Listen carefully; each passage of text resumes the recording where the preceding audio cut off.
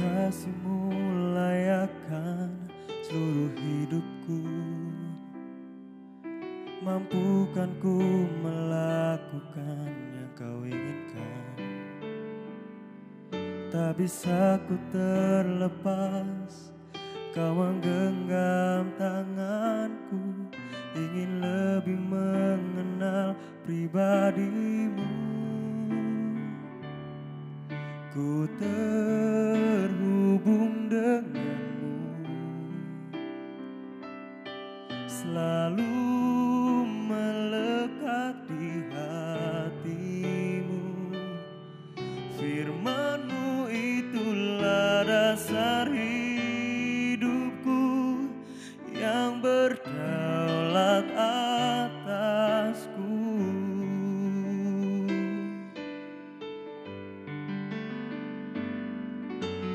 Kasih-Mu layakkan seluruh hidupku. Mampukan ku melakukan yang Kau inginkan. Tak bisa ku terlepas, Kau menggenggam tanganku. Ingin lebih mengenal pribadi-Mu. Ku terhubung denganmu, selalu melekat di hatimu. Firman-Mu itulah dasar hidupku, yang berdaulat atas. Ku terhubung denganmu, selalu melekat di hatimu. Firman-Mu itulah dasar hidupku, yang berdaulat atasku.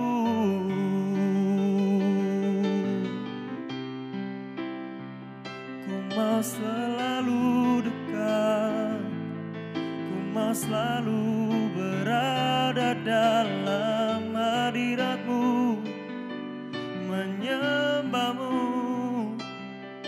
mendengar suara-Mu Tuhan. Yesus Tuhan, haleluya.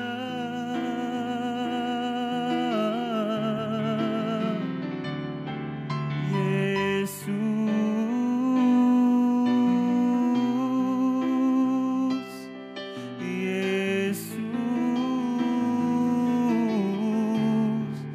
ku mau selalu dekat kepadamu Tuhan.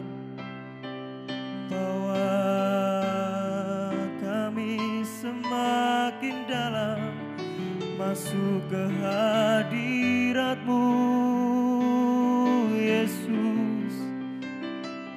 Menyembah Engkau, meninggikan Engkau selama-lamanya.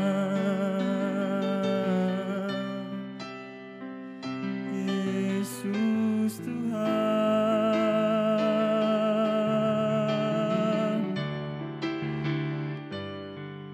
ku mau selalu terhubung, ku tak mau lepas dari-Mu Tuhan.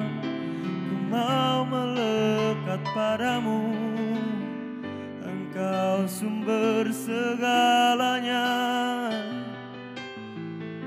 Yesus Tuhan,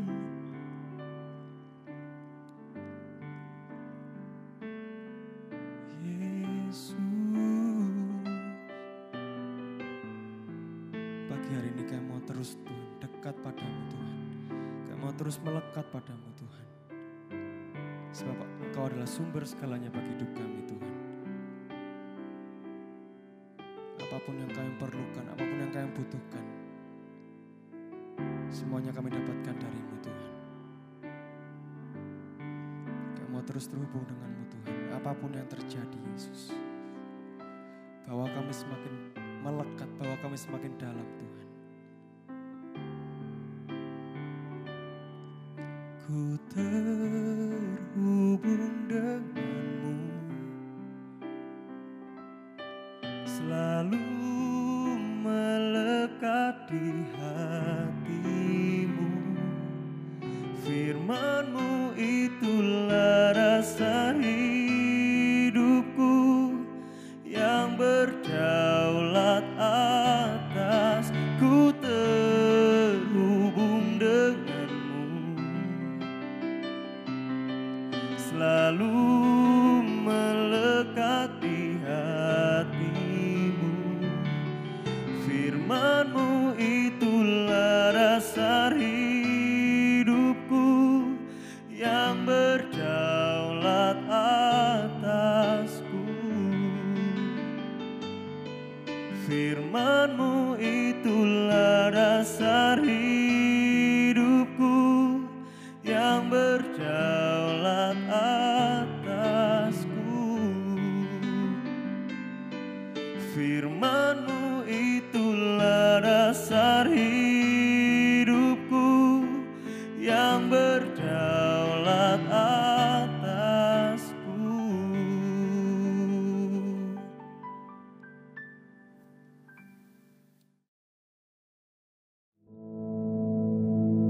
Our Father, which art in heaven, hallowed be thy name. Thy kingdom come, thy will be done in earth as it is in heaven. Give us this day our daily bread, and forgive us our debts, as we forgive our debtors. And lead us not into temptation, but deliver us from evil.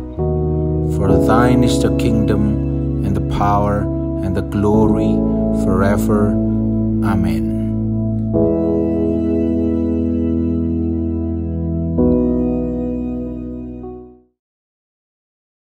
Haleluya, puji nama Tuhan. Mari pagi hari ini kita belajar lebih lagi mengenai bagaimana kehidupan yang dituntun Roh Kudus, yang sepenuhnya dikendalikan oleh Roh Kudus. Apakah betul-betul Roh Kudus memang menuntun dan mengendalikan? Tentu saja. Karena itu yang terjadi di dalam firman Allah. Untuk itu mari kita akan lihat sekarang contoh dari bagaimana Roh Kudus itu betul-betul menuntun seseorang, bahkan sampai detail sekali. Ya. Untuk itu mari kita akan lihat bersama-sama di dalam Kisah Para Rasul, pasal yang ke-8, kita baca ayat yang ke-26. Kemudian berkatalah seorang malaikat Tuhan kepada Filipus, katanya, bangunlah dan berangkatlah ke sebelah selatan, menurut jalan yang turun dari Yerusalem ke Gaza. Jalan itu jalan yang sunyi. Nah, sampai di sini dulu pembacaan kita. Saudara sekalian, di dalam pasal 8 Kisah Para Rasul ini, kita melihat catatan mengenai kisah pelayanan Filipus. Pada waktu itu Filipus melayani di daerah Samaria. Dan banyak orang kemudian yang bertobat, bahkan dibaptis dan diselamatkan. Sampai hal ini kemudian terdengar oleh para rasul di Yerusalem, dan kemudian mereka datang ke Samaria tersebut, daerah Samaria, dan mendoakan supaya orang-orang dipenuhi Roh Kudus. Baik, nah setelah itu, maka kemudian Filipus ini dituntun oleh Tuhan untuk pergi menuju ke daerah Gaza. Ya, seperti sudah kita baca tadi. Ini adalah tuntunan secara spesifik. Walaupun kadang-kadang ya terserah Roh Kudus bagaimana dia bekerja. Dengan cara yang dia pakai tentunya. Tapi yang jelas di sini ada tuntunan Roh Kudus tersebut.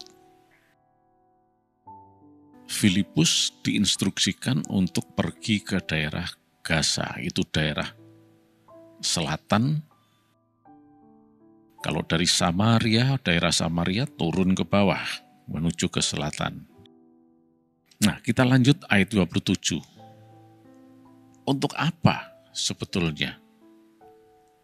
Pasti Tuhan melakukan sesuatu dengan suatu tujuan yang jelas ya. Dalam ayat 27 dikatakan, lalu berangkatlah Filipus, adalah seorang Etiopia, seorang sida-sida, pembesar dan kepala perbendaharaan Sri Kandake, ratu negeri Etiopia, yang pergi ke Yerusalem untuk beribadah.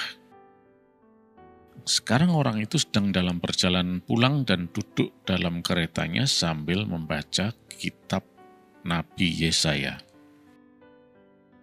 Lalu kata Roh kepada Filipus, pergilah ke situ dan dekatilah kereta itu.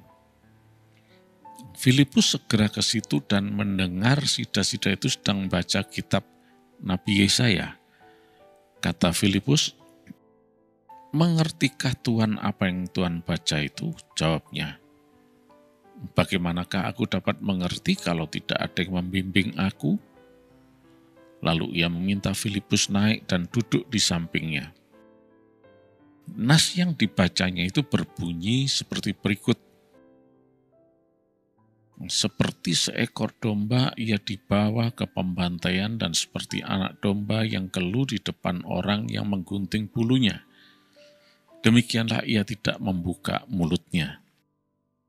Dalam kehinaannya berlangsunglah hukumannya. Siapakah yang akan menceritakan asal-usulnya? Sebab nyawanya diambil dari bumi. Maka kata sida-sida itu pada Filipus, aku bertanya kepadamu, tentang siapakah Nabi berkata demikian? Tentang dirinya sendiri atau tentang orang lain? Maka mulailah Filipus berbicara dan bertolak dari nas itu, ia memberitakan Injil Yesus kepadanya. Mereka melanjutkan perjalanan dan tiba di suatu tempat yang ada air. Lalu kata sida-sida itu, lihat, di situ ada air. Apakah halangannya jika aku dibaptis? Saud Filipus, jika Tuhan percaya dengan segenap hati, boleh. Jawabnya, aku percaya bahwa Yesus Kristus adalah Anak Allah. Lalu orang Etiopia itu menyuruh menghentikan kereta itu dan keduanya turun ke dalam air. Baik Filipus maupun sida-sida itu, dan Filipus membaptis dia. Dan setelah mereka keluar dari air, Roh Tuhan tiba-tiba melarikan Filipus dan sida-sida itu tidak melihatnya lagi. Ia meneruskan perjalanannya dengan sukacita. Tetapi ternyata Filipus ada di Asdod. Ia berjalan melalui daerah itu, memberitakan Injil di semua kota, sampai ia tiba di Kaisarea. Nah, sampai di sini pembacaan kita. Saudara sekalian, inilah tuntunan Roh Kudus tersebut. Bagaimana Filipus dituntun sedemikian rupa. Dia yang tadinya ada di Samaria, di wilayah Samaria itu di bagian utara, diinstruksikan untuk pergi ke Gaza, selatan. Ternyata di situ untuk dipertemukan dengan seorang pejabat tinggi dari Etiopia. Dan orang ini dalam perjalanan itu sedang membaca kitab Nabi Yesaya.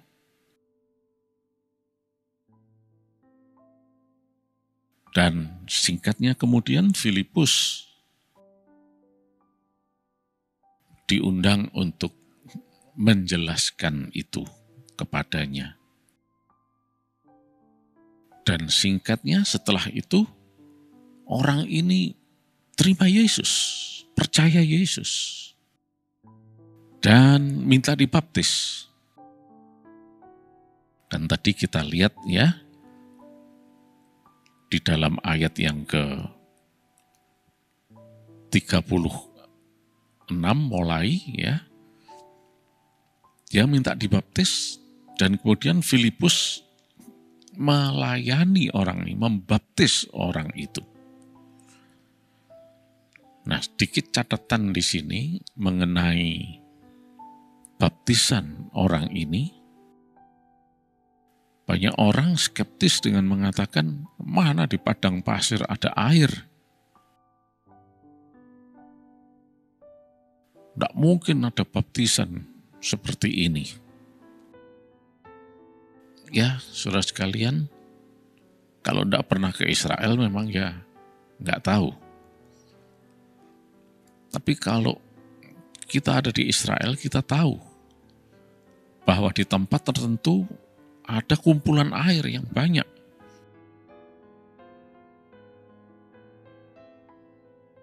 Dan kemudian baptisan ini adalah baptisan yang dicelup, yaitu dengan mencelupkan dirinya di dalam air. Bukan dengan modus yang lain. Misalnya dengan cuma diperciki air misalnya, sudah dibaptis. Kata baptis sendiri itu sudah menjelaskan bahwa ini adalah selam. Dan jelas di dalam ayat yang ke-38 di situ dikatakan keduanya turun ke dalam air. Nah, itu kalau kita lihat di dalam bahasa Yunani-nya jelas sekali. Di dalam bahasa aslinya. Mereka betul-betul turun ke dalam air. Bukan cuma main ciprat-cipratan saja. Nah, ini yang harus kita mengerti, ya. Dan nanti dalam ayat yang ke-39 ya, dikatakan bahwa mereka keluar dari air. Berarti betul-betul baptisan ini adalah sesuatu yang merupakan penyelaman. Jadi diselam betul. Diselamkan. Bukan diperciki, ya. Nah, kita enggak banyak bicarakan mengenai baptisan ini, ya, yang merupakan perintah Tuhan Yesus. Tetapi yang kita akan bicarakan di sini adalah bagaimana Roh Kudus itu sedemikian rupa menuntun Filipus sehingga dia bisa membuat orang ini terima Yesus dan akhirnya dibaptis. Nah, oleh karena itu kita melihat dengan jelas saat ini bahwa orang yang dituntun Roh Kudus, dia itu sedang melaksanakan rencananya Allah. Ada suatu rencana, yaitu divine destiny, yang harus dilakukan di dalam dirinya.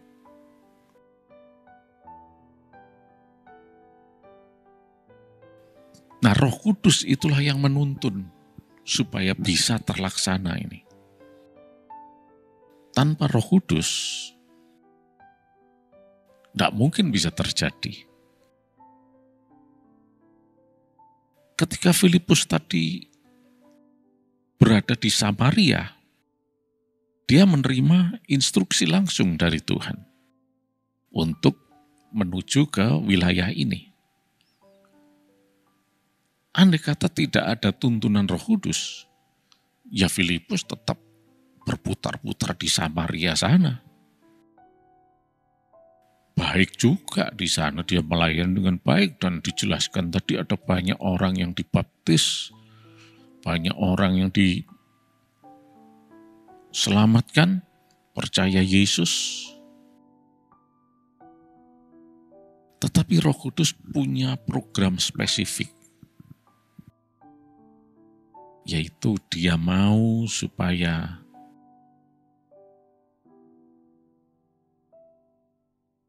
pejabat tinggi Ethiopia ini bisa diselamatkan dan dibaptis. Nah, oleh karena itu, saudara sekalian, saat ini kita lihat bagaimana peranan Roh Kudus itu penting sekali.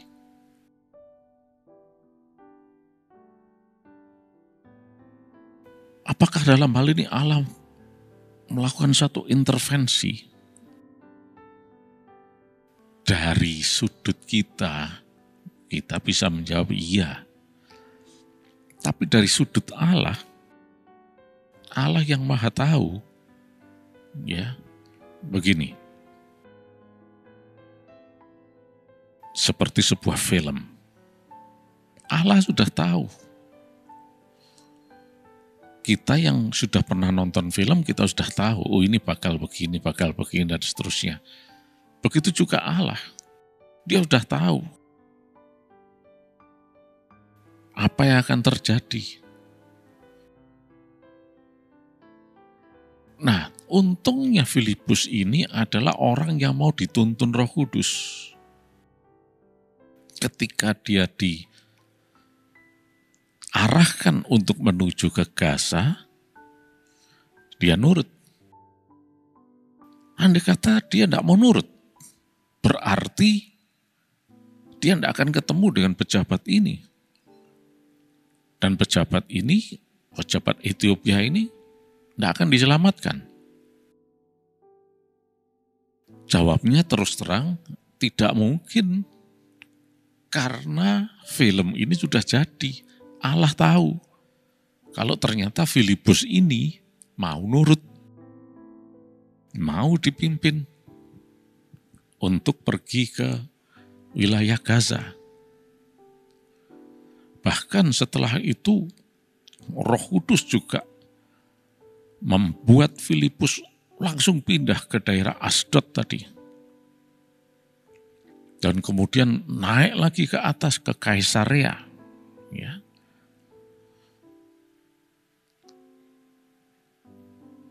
Nah, jadi kita lihat di sini bagaimana peranan Roh Kudus yang luar biasa. Intinya adalah mau nurut. Nurut untuk dituntun, diarahkan. Nah, kalau tidak mau nurut, ya Tuhan sudah tahu memang bakal nggak nurut atau bakal nurut. Jadi bukan takdir, tapi tetap tergantung kita. Nah, sekarang bagaimana dengan kita semua saat ini? Kita tidak tahu apa yang akan terjadi, bagaimana film ini.